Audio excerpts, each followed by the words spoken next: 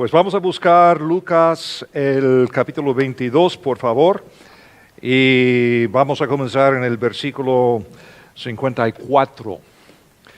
A través de los años, muchas personas me han hablado del dolor sufrido en iglesias. Y a veces puede ser la culpa de una persona específica, algún líder. A veces he escuchado de iglesias que simplemente han dejado de existir por una serie de problemas, digamos.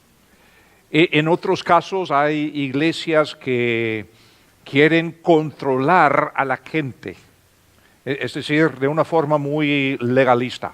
Pretenden controlar lo que uno piensa, lo que uno hace. En vez de ministrar, quieren controlar y en los peores casos manipular. Y por eso hay muchas personas que dicen, bueno, yo sufrí este dolor en tal iglesia. Y en algunos casos la persona nunca regresa a participar en una comunidad de fe. Ahora, quisiera esta noche usar este pasaje para contestar la pregunta, ¿qué pasa cuando fracasa la comunidad de fe? ¿Qué podemos hacer? ¿Qué sucede? ¿Por qué? Ahora, vamos a comenzar en versículo 54 y cualquier buen estudio bíblico comienza buscando el contexto.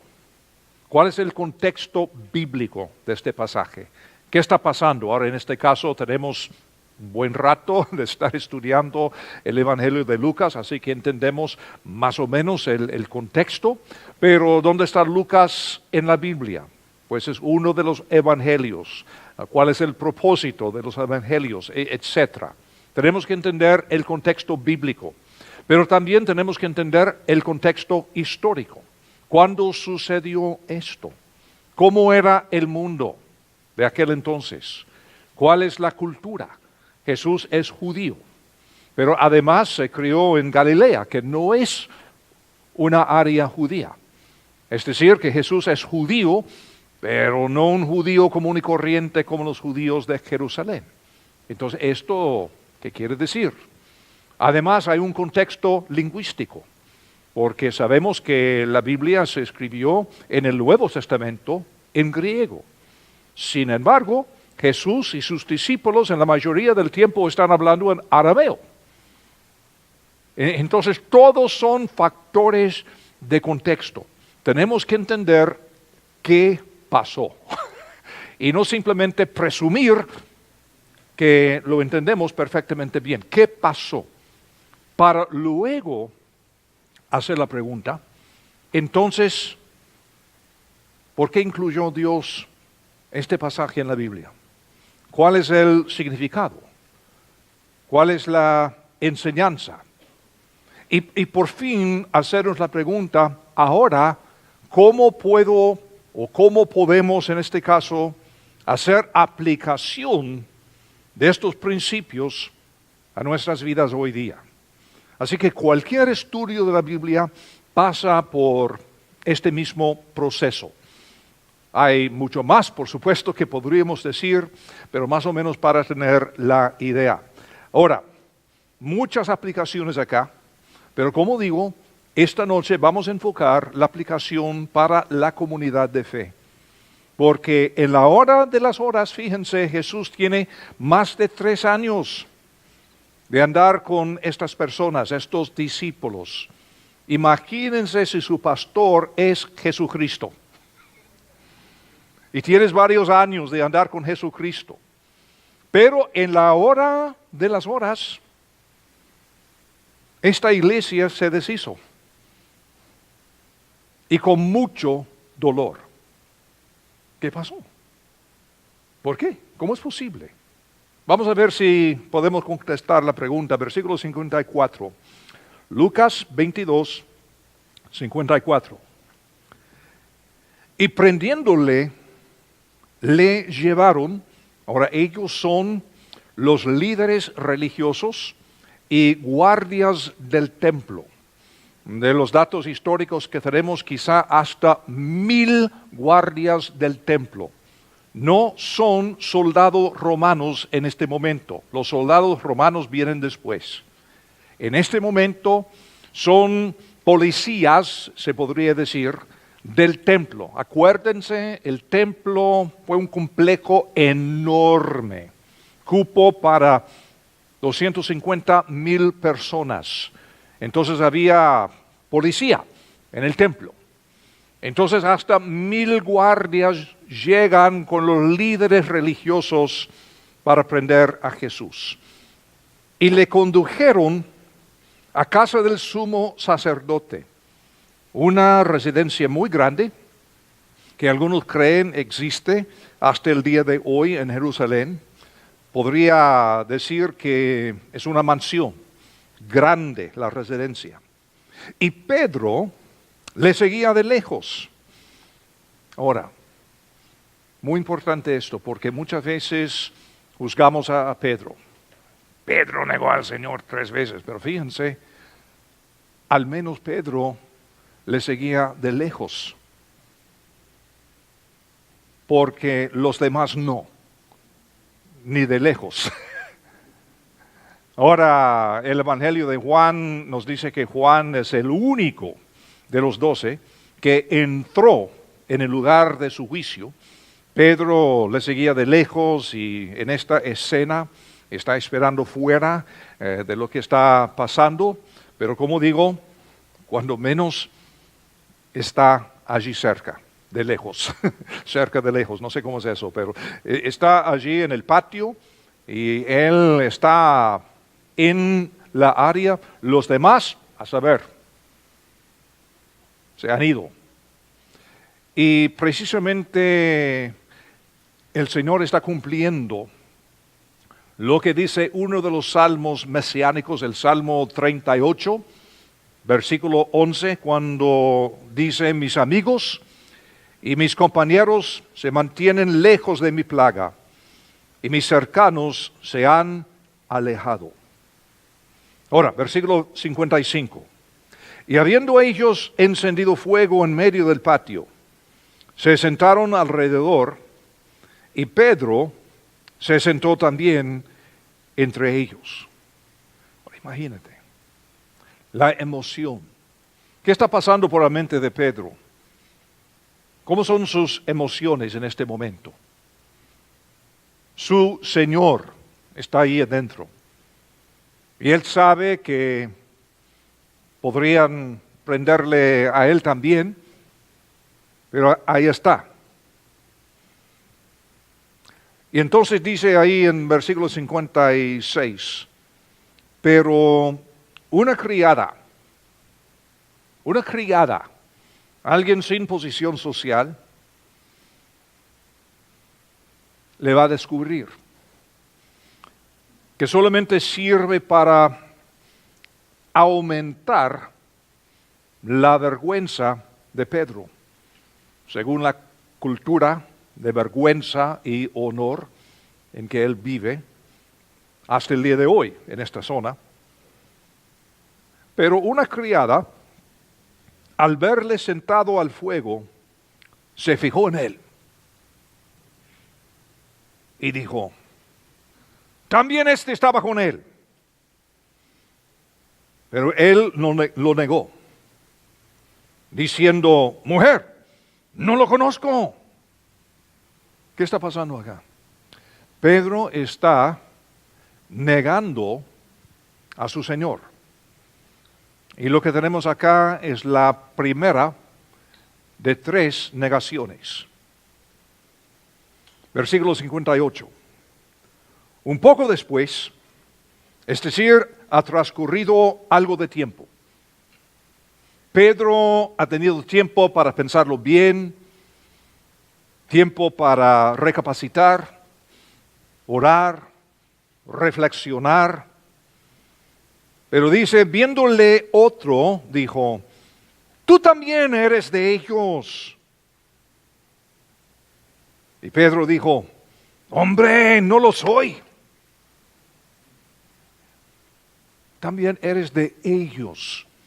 La primera vez Pedro niega a su Señor. Esta vez niega a su Señor y a los demás, a sus compañeros, sus codiscípulos, su comunidad de fe. Versículo 59.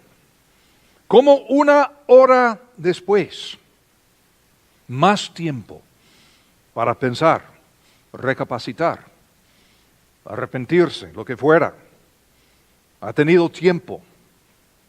Otro afirmaba diciendo, verdaderamente también este estaba con él porque es Galileo. En este caso el acento de Pedro le delata.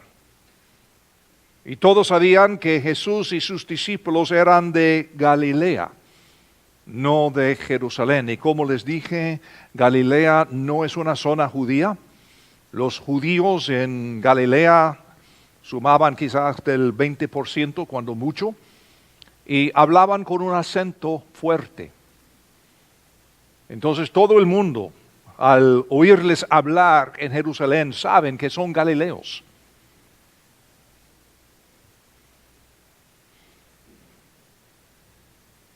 Pedro dijo, hombre, no sé lo que dices. Y esta es la tercera negación.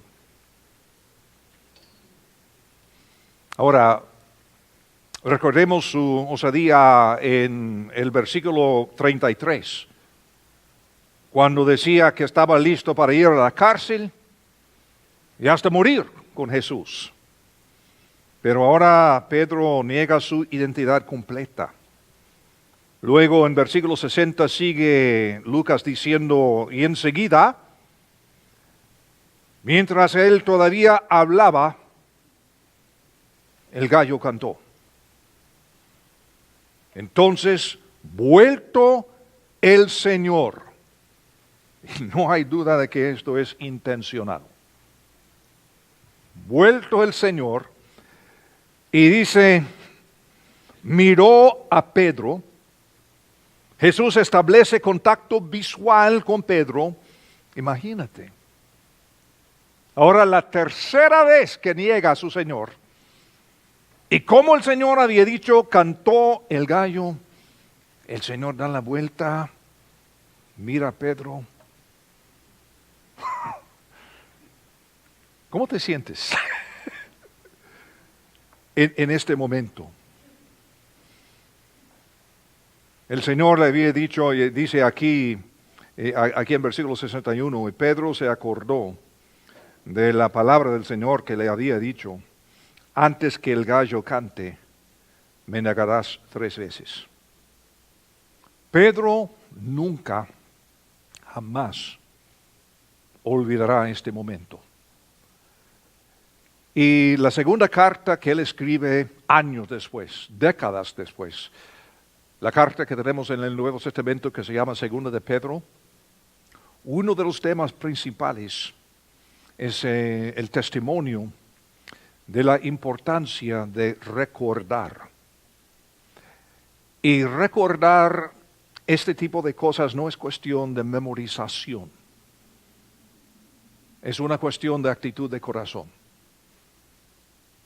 Hemos pasado por recordar el 11 de septiembre.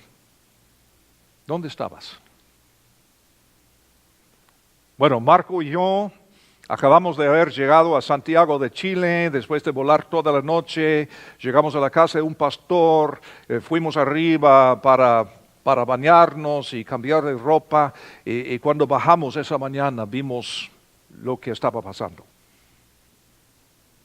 Ahora, no tuve que decir, bueno, voy a pensar muy bien en esto porque no quiero recordarlo. No, es algo que se graba. Y ahí está el resto de la vida. Por las emociones y en aquel momento, Marco y yo estamos pensando, ¿vamos a volver a casa algún día?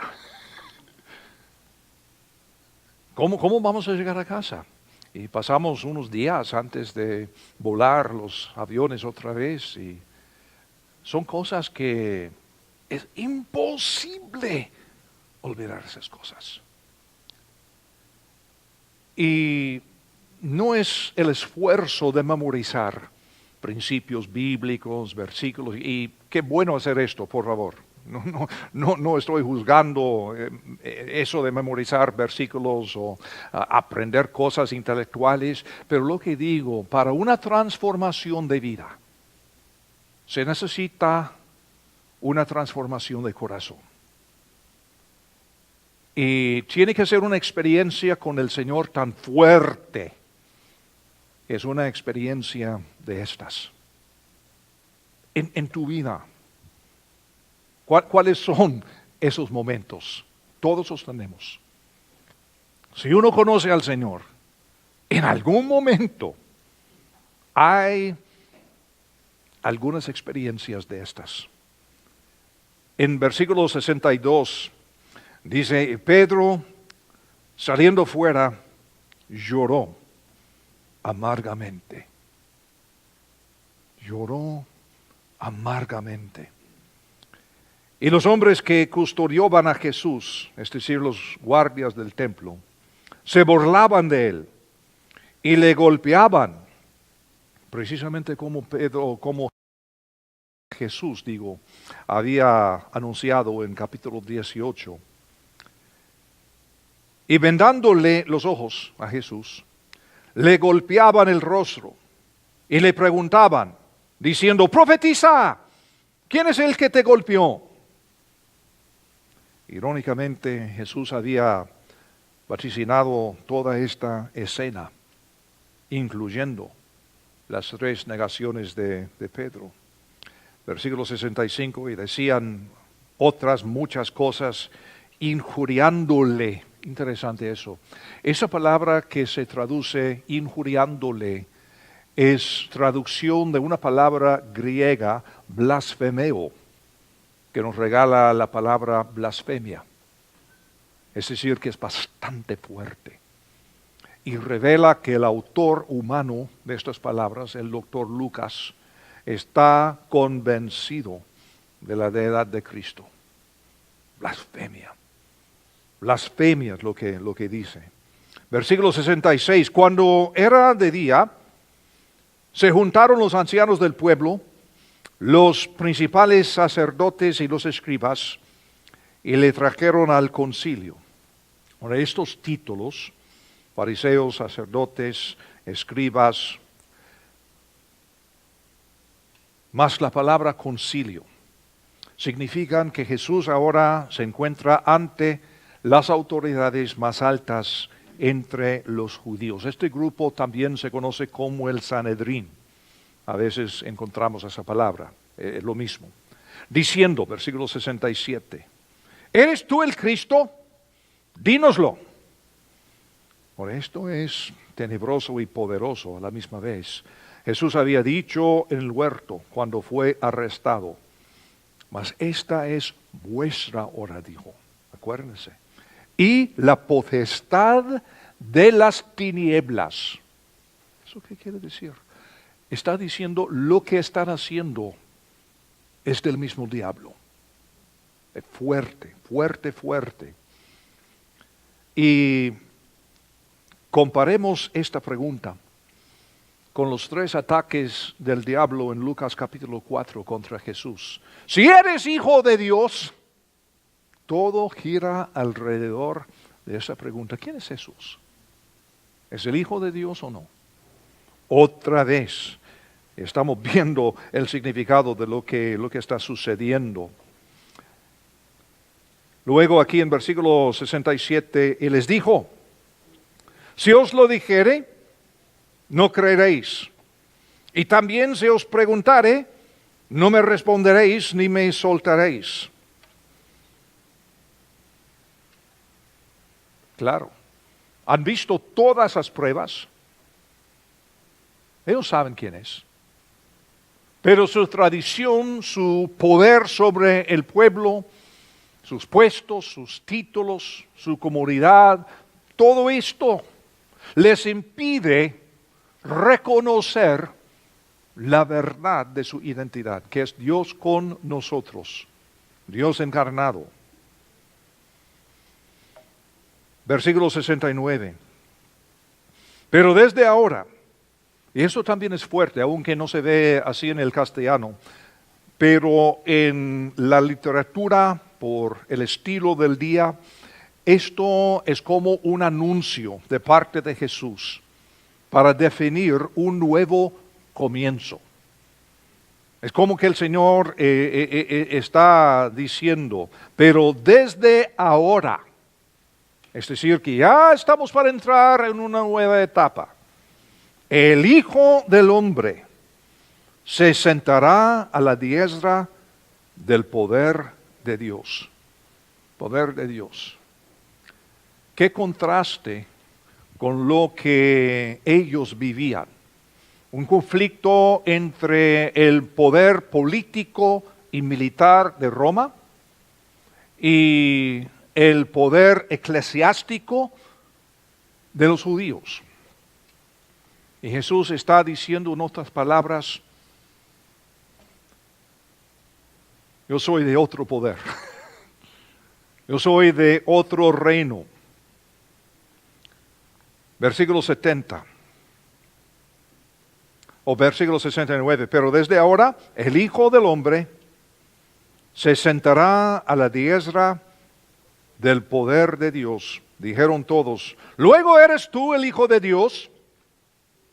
Y él les dijo, vosotros decís que lo soy. Eso también es fuerte, que no se ve tan fácilmente en la traducción al castellano. Literalmente lo que el Señor está diciendo, pues ustedes dicen que lo soy.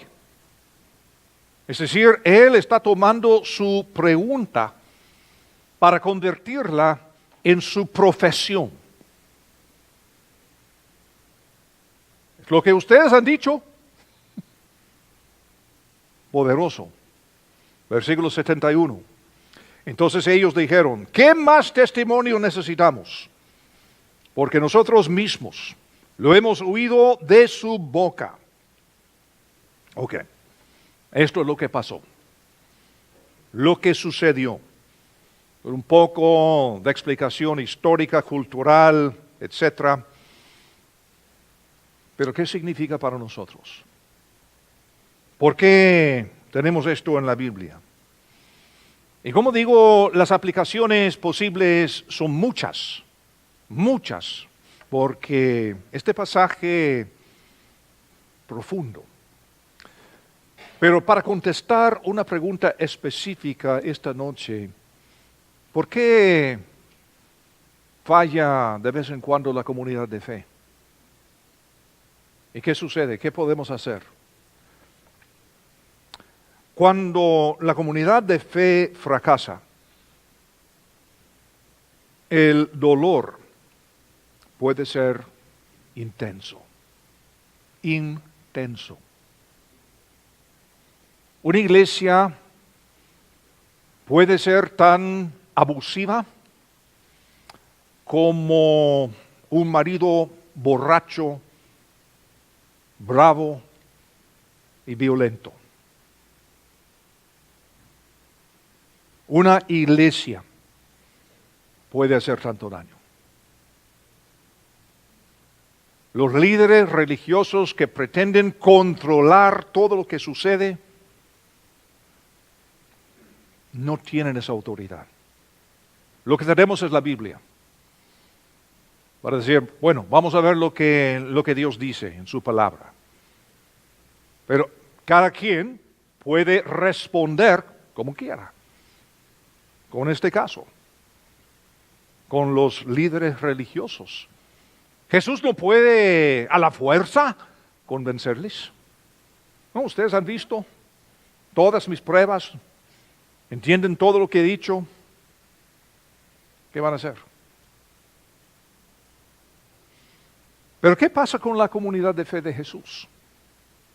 Estos discípulos, con que ha pasado tanto tiempo.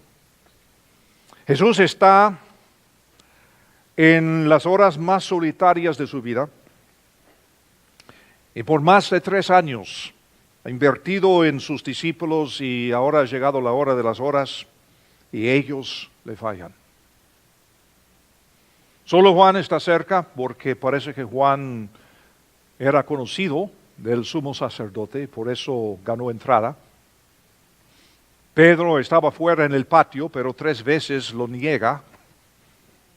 Y los demás muchachos, quién sabe, escondidos, buscando lugar seguro, preguntándose qué podemos hacer. Y él sabía, Jesús sabía que esto acontecería, por supuesto. Y es cierto que Jesús les advirtió que oraran. Pero como hablamos en el estudio pasado un poco sobre la oración no es necesariamente para pensar que nosotros tenemos poder para cambiar las cosas. El propósito más básico de la oración es cambiarnos a nosotros. Y como hablamos la vez pasada, en la oración en el huerto, esta lucha que tenía Jesús en oración fue su preparación para esto. Así que a veces oramos y el Señor nos concede la petición de una forma literal, pero a veces el Señor sabe mejor. Y en vez de cambiar las cosas, cambia a nosotros. Pedro siente este dolor intenso. Y quizá más que nadie, porque no solamente falló la comunidad de fe, sino él. Directamente, personalmente, 3 veces negó a su Señor. Todas las comunidades de fe, iglesias, grupos de estudio bíblico, pueden llamarlo lo que quiera, pero todas las comunidades de fe son imperfectas, cada una. ¿Por qué? Porque se componen de seres humanos. Y todos tenemos nuestras fallas. Todos nosotros, en alguna forma, somos personas con complejos, con problemas, con dolores, con debilidades, con pecado. Cada uno de nosotros. Y comprender la naturaleza imperfecta de los individuos y de las comunidades de fe es lo que nos ayuda a sobrellevar el dolor y avanzar hacia la sanidad. Y esto también nos ayuda a fijar expectativas realistas. No hay comunidad perfecta. No hay familia perfecta. Amamos a nuestras familias. Pero me imagino que en algún lugar en la familia tuya hay aquel tío, aquel sobrino que cada vez que llega la fiesta todo el mundo está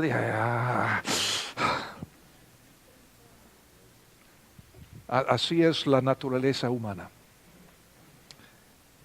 Y también cualquiera que sea la organización o la iglesia. Y si acaso tú eres perfeccionista, lo siento mucho. Porque de todas esas personas, usted quizá es la persona más miserable del mundo. Si usted es perfeccionista, ¿por qué? Porque tu fuerte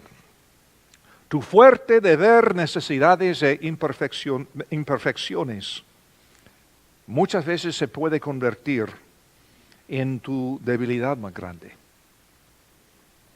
Y a propósito, cualquiera que sea tu fuerte, a lo mejor tu fuerte puede ser tu debilidad a la misma vez.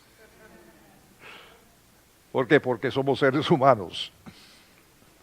Así que para la persona perfeccionista un poco fuera de control, le es difícil aceptar que el mundo y los individuos que lo habitan son imperfectos. ¿Cómo puede ser? Y si tan solo pudieras aprender esta lección, tu frustración y a veces tu enojo puede alimentar tu compasión y tu empatía. Qué bueno ser detallista. Qué bueno querer la excelencia en todo. fantástico. Como digo, es un fuerte. Pero cuidado, en vez de pensar en la perfección, quizá mejor pensar en el crecimiento. ¿Hemos hecho lo mejor posible para llegar a esta meta? Sí. ¿Hemos avanzado? Sí. Entonces estamos bien. Mañana tendremos otra meta. Pero esperar una perfección de los hijos, de la iglesia, de la persona que fuera, no es realista. Ahora, otra lección acá.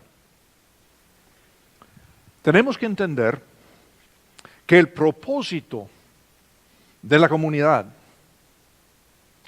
de fe, la iglesia, el estudio bíblico, lo que fuera, el propósito de la comunidad de fe es incubar, no aislar. Incubar en el sentido de protegernos y nutrirnos a nosotros y a otros miembros de la comunidad para promover un crecimiento continuo y una participación en nuestro propósito en la comunidad en general.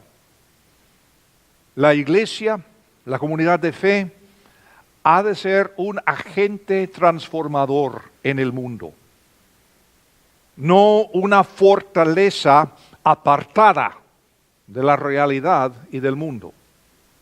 Y desafortunadamente así son algunas iglesias. En vez de crecer, en vez de incubar un tiempo para nutrirnos y aumentar nuestro crecimiento, su meta llega a ser aislarnos del mundo. El Señor nos dijo que estamos en el mundo, pero no somos del mundo. Pero tenemos que estar en el mundo. Si no fuera así, ¿qué estamos haciendo aquí en la tierra? Después de la salvación, el Señor nos hubiera llevado directo al cielo. De alguna forma nos ha dejado acá, con todos sus problemas y sufrimiento, dolor. ¿Por qué? Porque esa es la misión que tenemos. Y la vida humana necesariamente tiene que ver con sufrimiento, porque vivimos en un mundo caído. Por eso vino el Señor. Él vino y sufrió y murió para ofrecernos esperanza y una nueva vida. Pero mientras tanto que estamos aquí en este mundo, ser creyente no quiere decir que ya no tienes problemas. No, a lo mejor vas a sufrir igual a los demás y quizá más. Pero en el sufrimiento tenemos que escoger. Ahora, ¿cómo voy a reaccionar? ¿Voy a quedarme de víctima? ¿Sentir lástima por mí mismo? ¿O voy a ver el sufrimiento como fertilizante para mi crecimiento? Algo para fortalecerme, profundizarme. Cada uno de nosotros tenemos esa posibilidad. Y fíjense que después del fracaso de esta comunidad de fe, bueno, todos se fueron corriendo. El Señor desde la cruz les dijo: muchachos, se los dije. No. No tiró rayos del cielo ni nada. Ellos, con tiempo, y después de la resurrección, ¿qué hizo el Señor? Los amó. Y hasta Pedro, quien 3 veces lo negó, le ofrece 3 veces para afirmar su amor.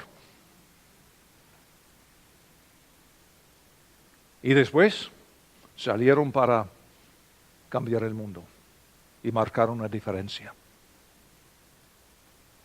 Y es lo que el Señor espera de nosotros también. Él espera de nosotros entender que este mundo no es perfecto y que nos congregamos, nosotros que somos creyentes, no para celebrar nuestra perfección, sino para reconocer nuestra imperfección y celebrarla. Y el hecho de que tenemos necesidad unos de otros para seguir creciendo. Este es el propósito. No aislarnos del mundo. Necesitamos una comunidad de fe, o que sea un lugar seguro, no para escondernos, como los discípulos aquella noche, sino seguro para poder compartir lo que tenemos en el corazón. En la iglesia moderna muchas veces hemos establecido una cultura de perfección. Y uno llega a la iglesia y siente la presión de no tener problemas. Entonces no podemos. ¿Qué dice Santiago? Que hemos de confesar nuestros pecados unos a otros. No en el sentido católico romano, aunque no es juzgarlo, la práctica es su aplicación de este versículo, pero en el sentido de una transparencia, un realismo. Oye, estoy sufriendo. ¿Qué? Sí, ayúdame. Y poder hablar de la realidad de la vida y no de la fantasía. Les he dicho varias veces que desde hace muchos años he tenido un grupo pequeño. Nos reunimos cada semana para desayunar. Y somos 5 de nosotros en este grupo y todos estamos viajando mucho, muchas responsabilidades, así que son raras veces que los 5 estamos. Pero los que estemos en la ciudad, mañana mismo, voy a este grupo, 7 de la mañana, y ahí estamos. 2, 3, 4, 5, no importa. Sabemos dónde, sabemos a qué hora. ¿Y llegamos para qué? ¿Para orar? No. Aunque a veces oramos. ¿Para estudiar la Biblia?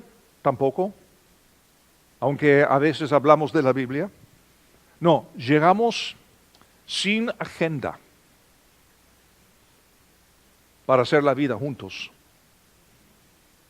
para hablar de nuestra vida personal, de nuestra vida matrimonial, familiar, laboral. ¿Con qué estamos luchando? ¿Cuáles son los éxitos? Corintios dice que hemos de regocijarnos juntos, de llorar juntos, y es precisamente lo que hacemos. A veces lloramos juntos. A veces nos regocijamos juntos y a veces las dos cosas el mismo día. Es simplemente hacer la vida juntos y saber que podemos decir cualquier cosa que sea sin juicio y con toda confianza. Y es algo tan poderoso. Una recomendación que te doy. Pero en última instancia, la comunidad de fe no es para mí. Es para cumplir la misión. Y el enfoque tiene que ser misional y no personal. Las comunidades tienden a descomponerse cuando perdemos el enfoque de la misión. La célula de Jesús se desmorona en esta situación que estamos viendo acá en Lucas, pero el punto de su fracaso pronto se convertirá en punto de crecimiento y misión, tal como Jesús lo había ideado. Así es la vida. La vida tiene fracasos, problemas. En el libro de los Hechos, Pablo, el fariseo bravo que estaba supervisando la muerte de Esteban, se convierte. Entonces Pablo está viajando por todo el mundo, predicando el Evangelio, fundando iglesias y todo eso, él y Bernabé. De hecho, cuando comenzaron, Bernabé parece ser el principal y Pablo su asistente. Y con tiempo Pablo llega a ocupar el papel principal. Pero ¿qué pasa en capítulo 15 de los Hechos? Llegan a un desacuerdo y se separan. Bernabé va por un lado, Pablo por el otro. Qué lindo libro la Biblia, porque no esconde nada.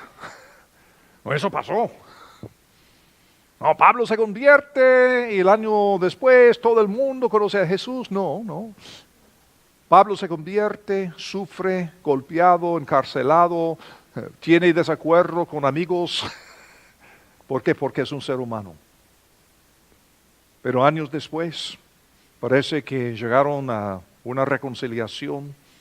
Pablo con Bernabé, con Juan Marcos, que era, parece, la división entre ellos, qué hacer con él. Así es la vida. ¿Y qué pasa? La misión se avanza. Bernabé va por un lado, Pablo por el otro. ¿Está bien? ¿Qué? No, pero su iglesia no es como la mía. ¿Y qué? ¿Qué tiene que ver? Pues cada iglesia tiene su personalidad, cada persona tiene su personalidad. Posiblemente esta iglesia no es un lugar para ti, está bien, te amamos, bienvenido. Pero somos lo que somos. Y si no te parece, pues que el Señor te bendiga. Vamos a compartir el Evangelio. Esto es lo que vemos. Una realidad en la Biblia. El fracaso, mis hermanos, es combustible para el crecimiento. Eso es lo que tenemos que entender. El fracaso es combustible para el crecimiento. Uno de los tipos en mi pequeño grupo de jueves es un emprendedor, es un ejecutivo, tiene su propia compañía, muy exitoso. Y en los, qué sé yo, muchos años que tenemos de reunirnos, quizá más de 10 años, 12 años, no recuerdo, yo he visto a este tipo así nomás del fracaso total en su negocio. Y de repente, con este fracaso, aprende a hacerlo mejor. Y llega a otro nivel más, y otro nivel más, y otro nivel más. ¿Por qué? Porque el fracaso es combustible para el crecimiento. La vida es real y no es perfecta. La persona sin falla, aquel que murió en la cruz y resucitó. Y ninguno de nosotros. Por eso le seguimos a Él y no a mí. Oremos. Padre Santo, gracias te damos por un libro tan realista como la Biblia. Señor, un libro que habla de una forma tan abierta, tan transparente, que todos nosotros podemos vernos en algún momento en este libro. Si no estamos en una escena, estamos en la otra. Y si no estamos en una escena, posiblemente estaremos el día de mañana. Pero Señor, te suplico que si una cosa sacamos de este estudio, es simplemente el hecho de que siempre somos seres humanos. Y si no fuera por ti, si no fuera por Jesucristo, lo que hizo en la cruz y en su resurrección, no tendríamos esperanza, no tendríamos fuerza interna, ni propósito, ni significado. Así, Señor, enséñanos a enfocar lo más importante para poder crecer y conformarnos más y más cada día a la imagen tuya. Y todo esto te lo suplicamos en el nombre tan precioso de Cristo Jesús. Amén.